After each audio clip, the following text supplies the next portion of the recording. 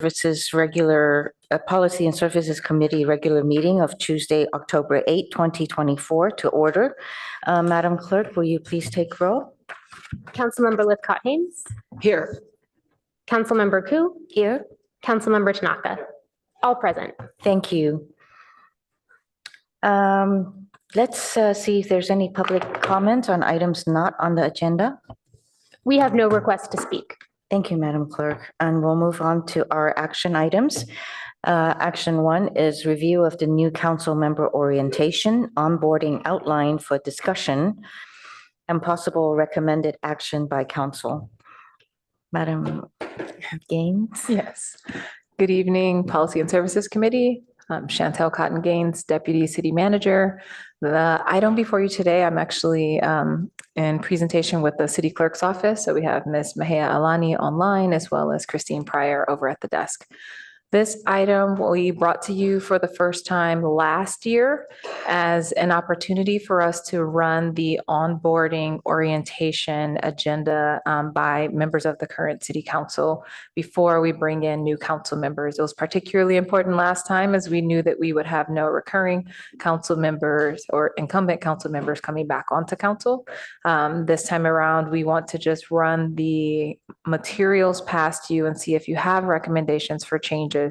And at the conclusion of this item, it would be great if you can make a recommendation to the city council for approval of the onboarding materials, if you're keeping the same materials or also adding any changes or recommendations. So I will just direct your attention to packet page 7. This is the attachment, and I'll go through the sections that are there just to orient you and members of the public, and then open it up for discussion for the committee. The first section of the onboarding, and again, keep in mind, this is so that when a new council member comes on, they will have a sense of where everything is and how to find information. So section 1 is just an introduction to the city organization, the role of the council members, the role as elected officials, and the role of the council appointed officers. So those 4 positions. Also, the relationships between council and staff and members of the public. So that's what section 1 typically covers. Section 2 is council member specific information. So this includes all the items that relate to council members yourselves in your role. Your favorite procedures and protocols handbook, that's an opportunity for us to acclimate council members to that document and what it entails, as well as guidelines, regulatory guidelines and required trainings for council members, discuss the priority setting process, committees, conferences, et cetera. So this section really is focused on opportunities for the city council in terms of trainings, et cetera, as well as things you need to do your job very effectively so that you know your procedures.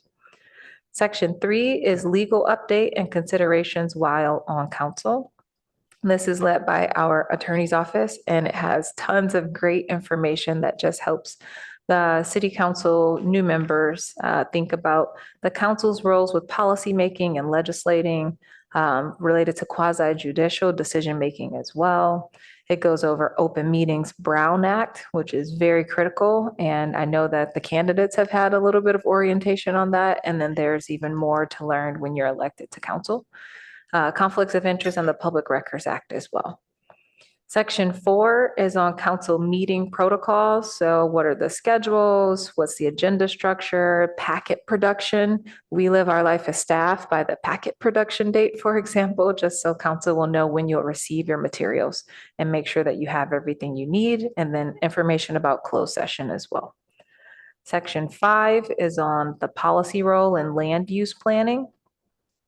That speaks for itself. There's a lot of information there. And if you have questions, Ms. Stump is here and can help address those. Section 6 is on financial responsibilities, budgeting, and performance measurements. So this is reviewing the basics of the financial structure and condition to help council members understand your fiduciary responsibilities.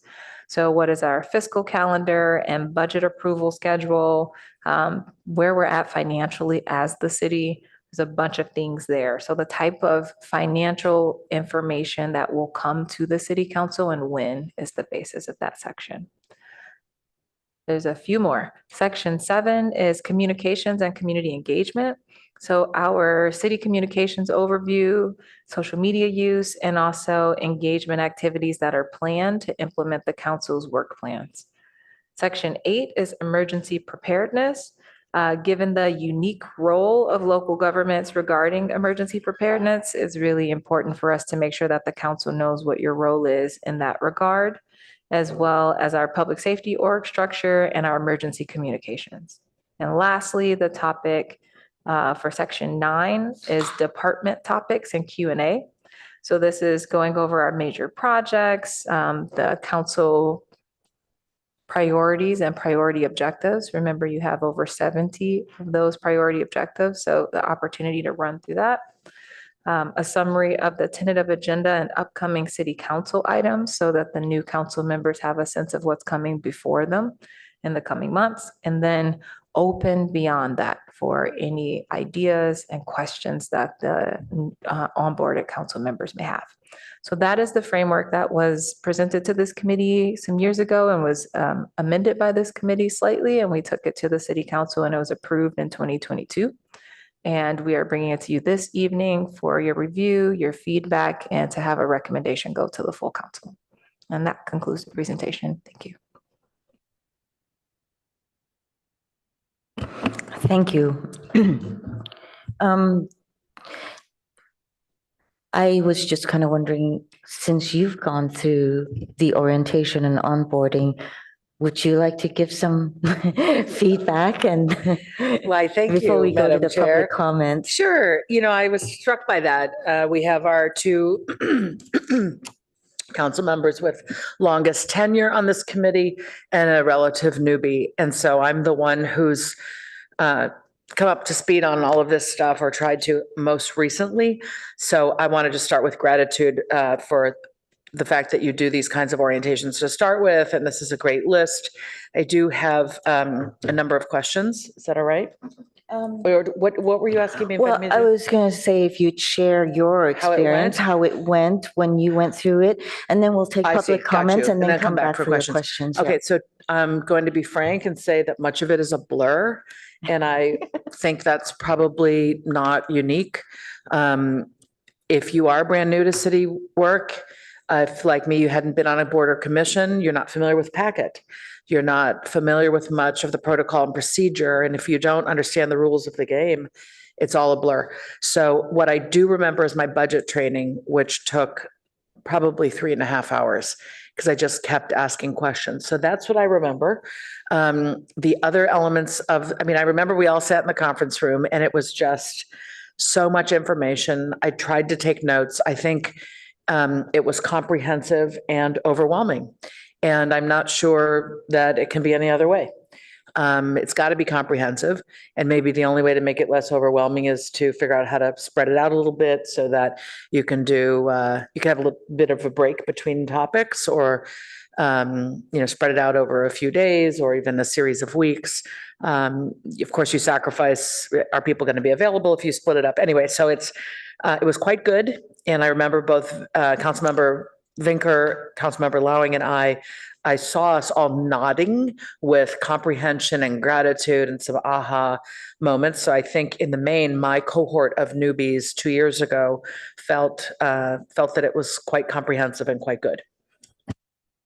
Did this take place during the campaigning or after you were sworn in? After we were sworn in. I see. Okay. Thank you for that background and feedback of your experience. And before we go to questions, let's go and see if we have any public comments. We do not have public comments. Very good. Back to you. Well, again, thank you for putting this all together. And as I added it up, it looks like it's about 4 hours and 45 minutes worth of onboarding. And to my prior point, I wonder if the intention is that this would be kind of 1 day's worth of stuff, with a few breaks here and there. Is it a day-long thing? Is it going to be spread out over days or weeks? With sort of an eye toward content retention. What have you all figured out is really the best way to deliver all of this? We are open to your feedback, and I think your personal experience that you just shared is really valuable. Of if it seems like it's a lot, maybe there's a way that we can try to spread it out comfortably. We do keep in mind the schedule impacts as you referenced. So it's slated here, just sort of the amount of time we think each of these items would take individually. But if you wanted to make the recommendation to try to limit the number of items per session or something like that, we would see how we can balance that with the schedules of the newly elected people. And hi, good evening. This is Christine Pryor, Deputy City Clerk. I can jump in just to provide some additional context for what Chantal said. So back in 2022, we did have 2 separate sessions recognizing how much information it was. We had one session in mid to late December and then one in early January, but definitely helpful to know that split up, it was still a lot. So I appreciate that. We can try to maybe plan in more breaks or even more sessions, more than 2. Cool. I think it is a delicate balance. There's a ton of information, and in some ways that kind of deep dive, just like we do with budget, how it's just an intense couple of days. If you're on finance, you just do it. In some ways, I think onboarding might really respond well to that kind of deep dive over a span of 2 days back to back. But again, calendaring, I don't presume to have a better plan than you all do. I want to stick with, I actually think some things should be added, and that perhaps it should be longer. And this is just a reflection of what I felt confused about for too long. And I would like to save new colleagues, that sort of bewilderment. I mean, some of it is unavoidable, but I think onboarding is quite important and really determines how quickly a person can get up to speed and actually be effective up here. All right, I'll keep going. My next question is just going in order, section 1. I'm just going to go through the questions that arose. I love the sort of overview of the organizational structure, the role of the various people and offices. I think what's critical is that a new council member begin to glean some understanding of how council members work with these offices. For example, council has 3 employees that report to it. The clerk, 4, sorry, I forget the auditor because they're not here. 4, right? So there's, sort of an understanding of the interrelatedness. It's quite a unique structure. Who reports to who's actually in charge? 7 bosses, 4 direct reports, a city of over 1,000 employees. None of us wants to overstep our role, nor do we want to underserve in our role. So there's a delicate balance in understanding what our territory is or domain, and where deference to others is imperative, where it's an actual collaboration.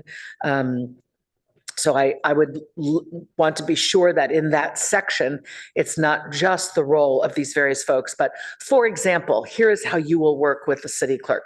Here's the routine ways in which you will be working with the city attorney. Here are the sort of one-off examples of weird things that might not come up but very often, but are quite important. Do you know what I mean? So you're describing the roles and then almost in a cast of characters, and here's the scenes in which they will interact in kind of a theatrical sense. I'm not saying you should pose it that way. I'm just trying to explain what I'm getting at. All right. I feel like what's not on this list is, or perhaps it's embedded in many of the sections. What are the key documents that we ought to come up to speed on in order to be well-versed in the role? So I read the municipal code, but I don't think anyone told me I should. Or nobody told me I had to, certainly. But I thought, how am I gonna, it's the city, it's the code, there's a comprehensive plan. If you've not been on a committee, you might not even know on the committee, you might not even realize there's a comprehensive plan.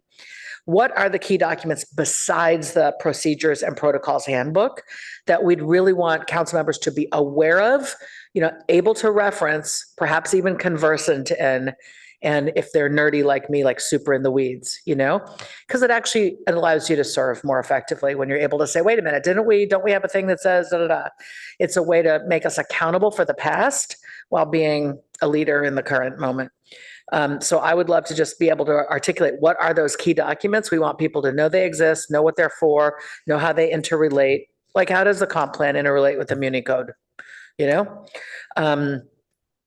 Relatedly, I would say meeting prep What is it? I think you might have it under meeting protocols, but what is it how much time do you recommend people set aside to deal with a packet?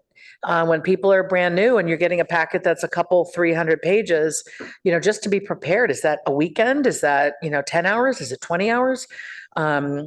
Best practices maybe for meeting prep for new council members, the difference between the consent calendar and the action calendar. We know that like the back of our hand. We completely understand the differences and the distinctions. But when you're brand new, I remember Councilmember Cormack was giving me a tutorial on how to be a good council member, and she was tossing off terms, and I was like, wait, slow down. Consent versus action. I don't think I know the difference. Unpacking the acronyms. Okay, so that's meeting prep. Motions, I think here in the council meeting protocols, there's an incredible chart that our city attorney knows. I have consulted a few times in the procedures and protocols handbook that tells us how to make motions and which motions trump other motions. And if you need the floor, you got to say this, and this one requires a second and this one doesn't. I think that's almost like the rules of play. I think it's something of all the pages in the protocols and procedures, that's the one you almost have to have memorized because it happens on the fly. If you need to cut in, if you need to make a substitute motion or make an amendment or say point of privilege or what have you, those are the things you want drilled into you like multiplication tables, or else you're less effective up here. And so it might almost be fun to do a moot thing, like let's practice a substitute, someone makes a motion, let's make it fun. We can have some fun with that, right? And then on budget or on finance more broadly, like I said, I think I took 3 hours. I was on finance committee and I think it was actually an orientation for me on finance committee, which I think all council members that are new should have, not just when they're on finance, because as fiduciaries, we do have to understand those budget documents and just, budget of this size and complexity, operating in capital with utilities and, it's just so much. I would like to see a lot more time devoted to that because frankly, I think it's a competency that many people lack in their private lives, in their public lives. They're not necessarily dealing with a complex budget. Councilmember Tanaka runs a business. Many of us don't. And very often people feel unease describing a lack of knowledge around finances. You feel embarrassed, so you don't ask the question that turns out to be the pertinent question that might have really shed light on something if only you'd had the guts to ask it. And so empowering people at the front end with a really deep dive into the financial piece, I think would be, a long slog, but really would pay off. And those are my thoughts. Thank you for asking. Councilmember Tanaka? Yeah, I thought you did an amazing job in summarizing it. And if you think your onboarding was a blur, you got to imagine our onboarding, right? Because ours is like almost 8 years ago. So, yeah, so I think I remember my onboarding. I'm not sure about a chair here, but my onboarding I think was about 5 minutes. I got my badge and that was about it. So it has progressed over time. It's like far sturdier than what I remember. So that's great. Yeah, I think some things that would be good to have for the new council members is how do you get something on the agenda? Because it's not so straightforward, right? Like, so, even for people who've been on for a while, it's actually not so clear, right? So I think that should be clear, right? Colleague memo, the mayor, city manager, like how does it work, right? And how do you actually get it to show up on the agenda? So it's one thing to propose it, another thing to actually get it on the agenda, which can be tougher than you may think. So I think that's something that would be good to have. And then I think, I think there's also kind of, and maybe council members are okay with this already because they've been campaigning, but I actually view ourselves as representatives. And so it's important that we talk with the public. At least I feel that way. And so that's why I have office hours, but I know some council members don't, but maybe that's something that could be talked about and how different council members did it. I think that would be useful. I hope council members, future council members will view themselves as representatives. So, I mean, in order to represent, I think you have to understand what the public thinks. And then I think this might be a point of contention for some, but I do think that getting our youth involved is important, both in terms of helping, but also in terms of bootstrapping the next generation. So I think that should also be encouraged. So I think those are a couple of the things I think that weren't already covered that might be useful to have for new council members. Thank you, Councilmember Tanaka. That was great. I don't remember. I don't remember orientation, but I do remember when I got on the finance committee that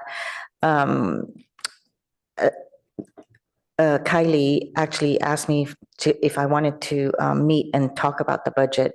And it was really great because it was a one-on-one. And like you said, budget was quite interesting. And, even though many of us have our own businesses and so forth, and we deal with budgets a lot, but not to the extent of what the cities is like. And then understanding all the different funds, the different buckets of funds and how it is used and what the policies are and how the policies influence how the funds are used and how we follow that.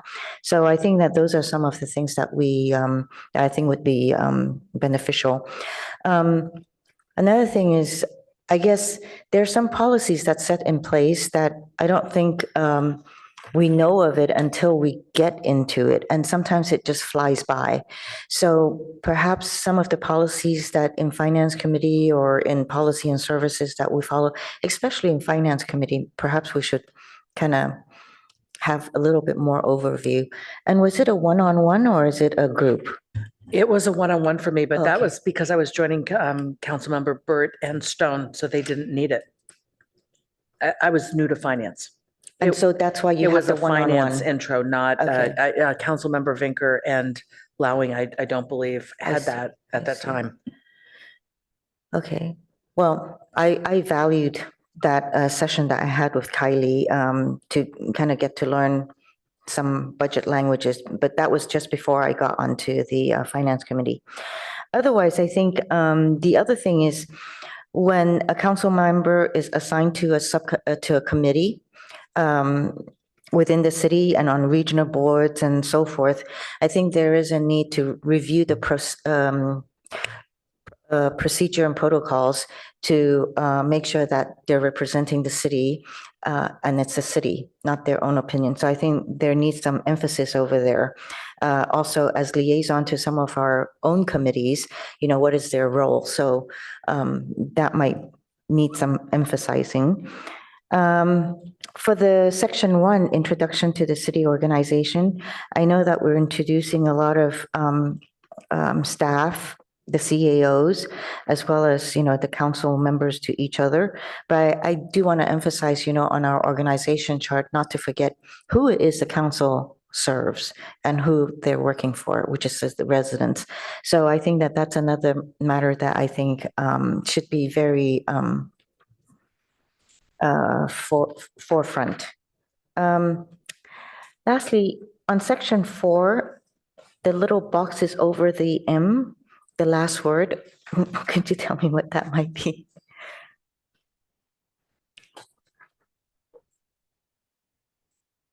Meetings? Okay. Yeah, So sorry, would you repeat your question, please, Councilmember Ku? on Symbol page, over 4 or over M? the packet page 8, section 4, 4.1, it says logistics, schedule, seating, attendance, technology, and Oh, meeting etiquette. meeting etiquette. Thank you. Okay, got it. And that's all. So if there's any more comments or questions, please go ahead.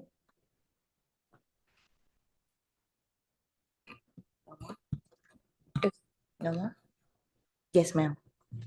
So in trying to summarize some of the key points, because we can share the minutes from this committee with the city council when we take it, but I tried to jot down a few things that I think I'm hearing as themes. So you can tell me if I have captured them well or if I am missing things greatly.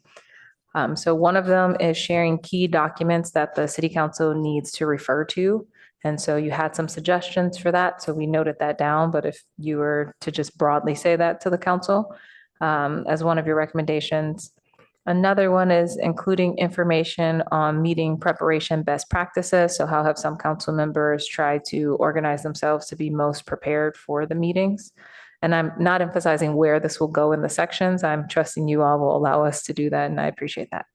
The next one is sharing the procedures and protocols handbook, and there seem to be specific sections that you all would really like highlighted from that handbook. One of them is the chart of motions, and using that as an opportunity to speak a little bit about parliamentary procedure in the meetings.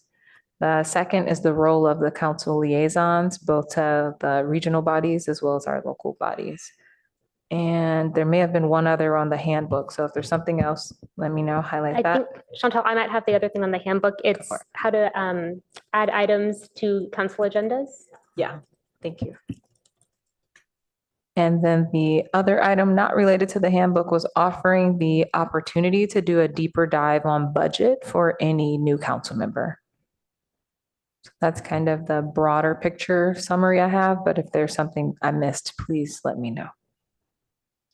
I would call it broader on finance.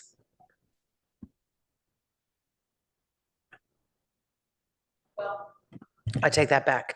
I was being prepped for the finance committee, which is probably why I'm thinking about it that way. It's probably the entire council is responsible for that budget review. So I rescind my comment. Budget is fine. I don't know, you might have mentioned this, I really liked the idea of a virtual library. And I think we might have that, but it could be built out and council members could be pointed to it with key documents so that council members know they're there and how to find them and click on them and be able to read more. Yes, included in the 2022 plan was a digital resource library that included a lot of the documents that you referenced, but it's very helpful to know that we should highlight that more and make sure that folks know that's available and know how to find it. So thank you. Yeah, I'm reminded of, when boards and commissions, they fill out their application forms, oftentimes there's something that tells them, have you read this? So the digital library is actually a really great idea. Yeah. Ms. Cotton Gaines, thank you for that list. I think you captured everything, except the notion of how does council work with the various council appointed officers and the sort of the various roles and how they interrelate. Yep, I just pulled that down on my notes, so thank you. I summarized it. I spend a little more time on the roles and the interconnectedness of them, especially related to the council. Okay. Christine, I'll send you these notes. Councilmember Tanaka? Yeah, I think the two that you missed was, thank you for reminding about the agenda, or how to get things on the agenda. But the other two that I mentioned that I don't think you mentioned was office hours and interns. Is that something, Councilmember Tanaka, you'd be okay with us just sharing as some of the practices that council members have used for the role of council? Yeah, I think it's optional for the people, but I just think it's a way. I think office hours is good because it kind of keeps to, like, for me, before I was on council, I had no idea that so many people were pissed off about the building department. When I had office hours, I've realized like half my office hours are people complaining about the bad customer service and the development center, right? I had no idea until I had office hours, right? I had no idea that would dominate my office hours. And so I just think that this is a way, we're a representative government. We're here to represent the people, but if you don't even know what the issues are, how do you represent? So I think it's one way of doing it. There's many ways of doing it, but I think that's one way. And then interns, I think it's one way to get help. It's also, a lot of other councils actually have staff dedicated to them. We do not, right? So I think this is one way to help get things done, but also, and I think just as important is help the next generation. So, I totally agree with office hours. As council members, we still have the need to connect with the people who voted us in. Now on interns, I would suppose then the reason I don't have interns looking at my emails. I have them looking at the staff report and making sure that we have a communication back and forth. But would there be a legal need for the city attorneys to kind of ensure that, I don't know, it doesn't go out of scope for them, that there might be sensitive information or something? So the council members can use help, Mhm. whether it's paid help, volunteer help, friends, colleagues, to prepare for your work. The city doesn't have that as a program, so we do not screen, hire, manage, evaluate, any of that working relationship. It really is just a council member's own choice on how you want to do your work and prepare. And there would be legal issues with anybody who was asked to and did help you with your work, presenting themselves as a city employee, or that because they haven't gone through all of the things, there's a whole structure around becoming a city employee and operating as a city employee. So it really is this sort of distinct, it's your own office. So I think that is going to be something that should be explained, while a council member can choose to have their own interns. It's a very separate member of that council member's team. Yeah, And it's got nothing to do with the city. Right. I don't think we've ever really addressed it. I think Councilmember Tanaka's practice Mhm. is more robust than I believe is typical for council members. So it's never really been an issue until Councilmember Tanaka's service. And we have had a number of conversations with him about the boundaries around that. So I think we reached some clarity pretty quickly with him about this work. And I frankly don't know what other council members are doing. So I don't think we would want to emphasize it. And actually, I think there's a little bit of the other issue about office hours as well is, while it's well taken, and it certainly is a conversation that council members can have with each other about how you fulfill that. It's your work with the people, right? It almost feels like it's not for the city staff to do anything more than just point out that could be something you might want to think about and consult with each other about. We certainly don't, it's in a sense not our business to tell you should do more or less or do it in a certain way, et cetera, right? Right. As a matter of fact, I want to just tell a little story. When I was considering running for council, I asked one of the former council members, so how much time do you spend on it? I said, 20, 25. And then when I started becoming a council member, I said, you lied to me. But then that goes to show that it also is personal. It's for that person to decide how much how much time they want to put in it, if they want to spend more time talking to the constituents and so forth. So it's for them to decide. And it's really hard for someone to say, how much time do you want to spend on it? And then end up being surprised by more time. Yes, and that was part of my thinking along with Ms. Stump of just saying, here are some practices that we've heard about for other council members, and you can really choose for yourself. But hearing the feedback from this committee of wanting to at least share what's in the realm of what we've seen, I think that that's something that we could say, but we would not weigh in on which one was better than the other. If we don't have any other questions and comments, I would like to ask to move the staff recommendation. Somebody? Or do you have more? Oh, let's give Councilmember Lifcott Hayes a moment. I'll fill the empty silence here.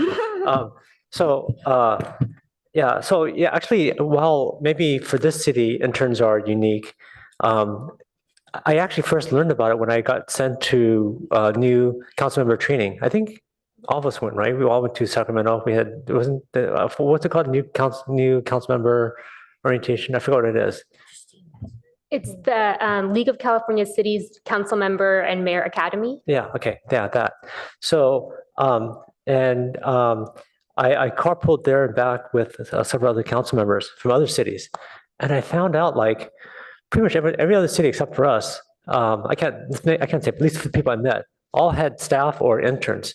And they were actually, a lot of them are paid or hired by the city. So, so while in our city, we don't, in other cities they do. And that's actually how I got the idea was actually from that. It wasn't something I came in with that idea, but it's something that was very, very common among other council members. Like even a city like Berkeley, which is about the same size. In fact, it's smaller than us in terms of finances. They do it. They have paid staff for each council member. So anyways, so just to give background, so I don't think it's maybe different here, but it's not for council members overall, it's not exceptional. If I can just offer a note, I know that every jurisdiction is organized differently. I did want to note there are some cities that do have full-time city councils or more full-time city councils that do have hired staff or hired No, interns. I'm talking about other ones that are also part-time, because other ones that are part-time, they also had people that were helping them were interns. So it's like, so for instance, like I carpooled with Anthony Pham, who's a council member at Milpitas. He's part-time. They had staff, right? So that's how the discussion got started. Then I met a bunch of other councils, other cities where they actually are also part-time, and they also had staff or interns. So it's just, I found out, oh, we're the only one that don't. So Yeah, just for the record, it's not true that we're the only one that doesn't. So I hear what you're saying. I just want to make sure that people don't walk It's not away true with that- saying it's that not true. every single Well, city I'll have to has say it's a not- staff person We for their can stop. person. Thank you. well, it's just that it's not true that most cities don't. That's simply not true, or all cities don't. But that's not true either. Yes, not a universal statement either way. Thank you. Yes, universal, no. Yes, ma'am. I remembered my item. It's quite significant, actually. I went to lunch with former council members, Tom Du Bois and Eric Filseth. Councilmember Filseth has done an incredible video on unfunded pension liability. And it's got visuals. He explains terminology. This is one of the existential crises facing cities.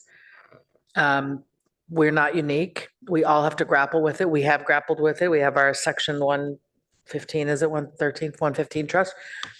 This is so foreign for people who've not been a part of municipal governance. I said then, and I'll say it again, Councilmember Filseth's video should be required viewing for any new council member. And people should be quizzed on it to see if they understand. I truly think maybe I'm going overboard here, but it was an extraordinary tutorial that brought me from zero understanding to pretty decent, conversant with a material level of understanding, and makes me feel so much more empowered in the budget conversations and finance more broadly, even in looking at salary adjustments year over year, and thinking about how are we going to adequately deal with this big hole that's been dug while, running the city in the present moment. So I'm putting in a plug for Councilmember Filseth, former Councilmember Filseth's video on unfunded pension liability. And I think to the extent he's still, around and available, he might be willing to even come in and kind of teach that session. I don't know, but it was extraordinary and I think it's necessary. All right, we'll take a motion now, or recommendation. Is it a recommendation or a motion? This would be a motion from the committee to recommend something to the full city council. I move that we recommend that city council approve the onboarding outline with the changes, the outline presented today with the changes discussed by this committee included. Was it changes or just suggested? additions. With suggested additions, sure. And just for the record, the suggested additions would be the ones that we just summarized, maybe mid to end of the conversation. You want a second? Go ahead. Okay, second. Thank you. Madam Clerk, you can take the vote. Councilmember Tanaka, Yes. Councilmember Lithcott Haynes, Yes. Chair Koo. Yes, Motion carries. thank you so much. And with that, thank you, Ms. Gaines. Thank you.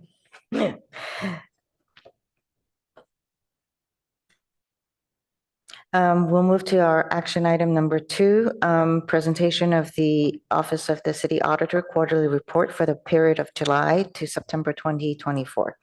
Hello, Ms. Auditor. Good evening, committee members. Thank you for this opportunity to highlight some of the work we've accomplished over this first quarter of fiscal year 2025, covering July through September 2024. Next slide, please. Work on the annual risk assessment and fiscal year 2025 audit plan are underway, and we've interviewed nearly all of the executive leadership team and city council members. We're in the process of analyzing the results and will be presenting the FY25 annual audit plan for city council's approval in either November or December. Work on that FY25 annual audit plan will commence in January 2025. Work on the external financial statement audit is also underway and is on track. The results of this audit will be presented at the December 3rd Finance Committee meeting. We're also in the process of reviewing the contract with the city's external financial auditor, which will expire in March of 2025. We made quite a bit of progress on the annual audit plan in the first quarter.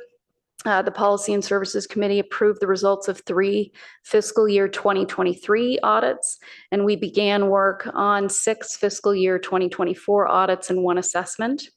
One of these audits is already out for management response, and the results will be presented at the November Policy and Services Committee meeting. Next slide, please. This table shows all of the audits that were either presented or underway in this first quarter. As you can see, we have 2 audits in the reporting phase, 4 audits in the fieldwork phase, and 1 audit in the planning phase. Next slide, please.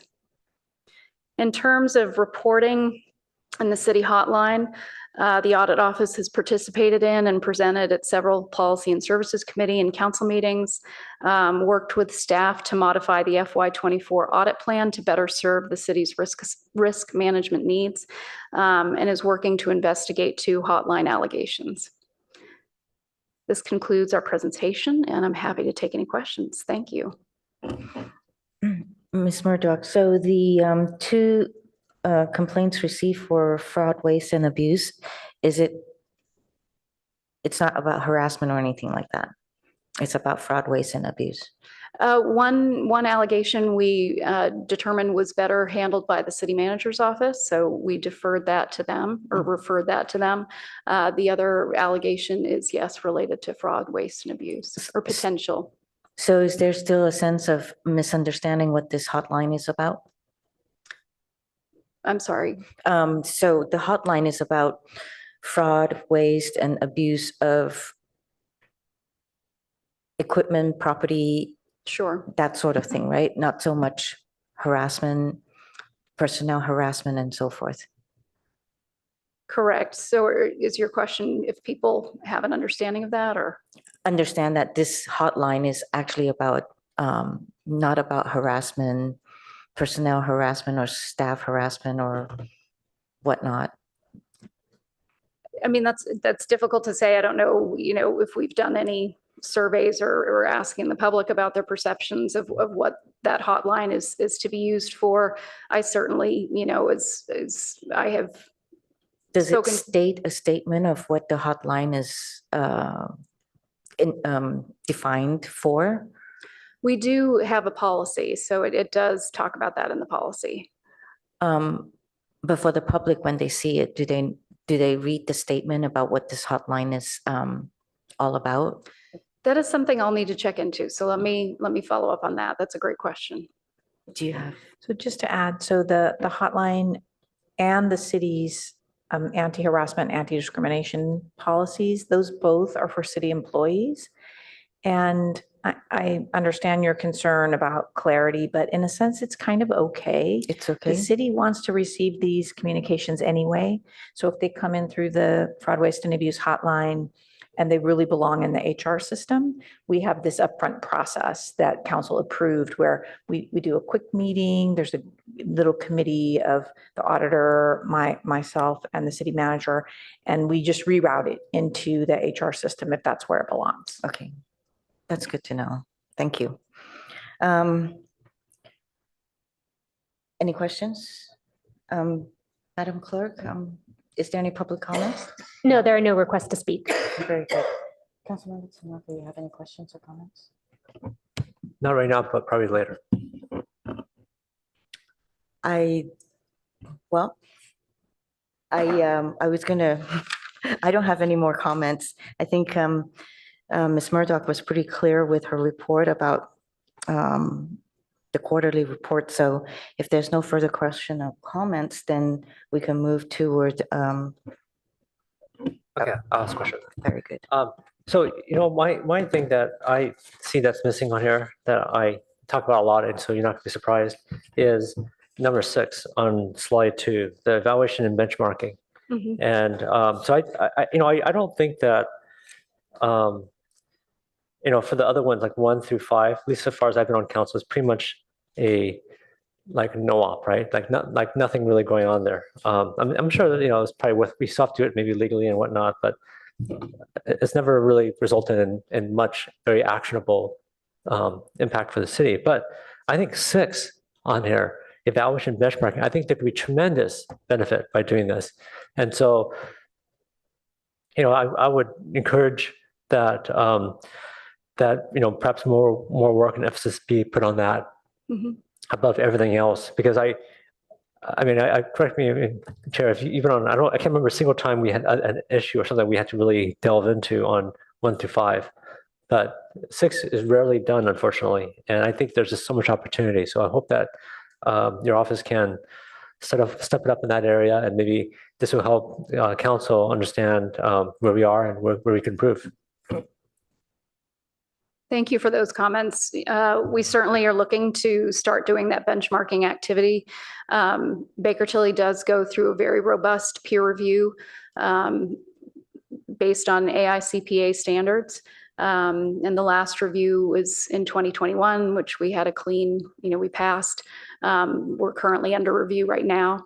But certainly benchmarking is something that, I've noted was in the original contract and is something that, we are planning to do.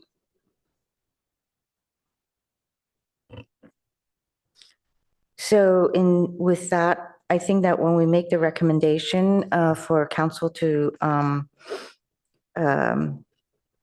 accept this quarterly report, that perhaps we might add in there that moving forward, the city auditor's office will include evaluation and benchmarking. Okay. I'll move that basically to say that Policy and Services Committee recommends council accept the Office of City Auditor's quarterly status report covering July to September 2024. And moving forward will also include evaluation and benchmarking in the report. Does that work for you? Sounds good. Thank you. Yep. I Do you want to just second it? second it. Thank you. You have comments? No. Madam Clerk, will you take a vote? Councilmember Lithcott-Hames, Yes. Chair Ku, Yes, Councilmember Tanaka. Yes. Motion carries. thank you. Thank you, Ms. Murdoch. Thank you. And our agenda says, Ms. Gaines, future meetings and agendas. Yes, so your next meeting was slated for November 12th. which is the second Tuesday of November. However, we are going to meet on November 6th instead as a special meeting. That is to accommodate a special city council meeting on the 12th because the 11th is a holiday. So want to make sure that everyone has in mind, we'll be meeting a week earlier. And the items as of right now, though they may shift, is one audit report related to ADA compliance, potentially a discussion on the boards and commissions handbook, or that may go to full council. I think that may go to full council, but we'll see where that one is, as well as discussing the procedure for your city council priorities discussion. So last year we came to this committee to discuss how you wanted to organize the retreat a little bit. So this isn't the topics, but more the process related to procedures and protocols. And then we'll bring your legislative, sorry, not procedures and protocols. I speak procedures and protocols so much that sometimes it just comes out. This is on council priorities related to the retreat and your ad hoc committees and things of that sort. So that would be that discussion. And then the legislative guidelines. Under what guidelines? Legislative guidelines would okay. be the other item proposed for your November meeting. Very good. Thank you. And if there's nothing more, I'm going to adjourn our meeting. Thank you so much for tonight. Thank you, Madam Clerk.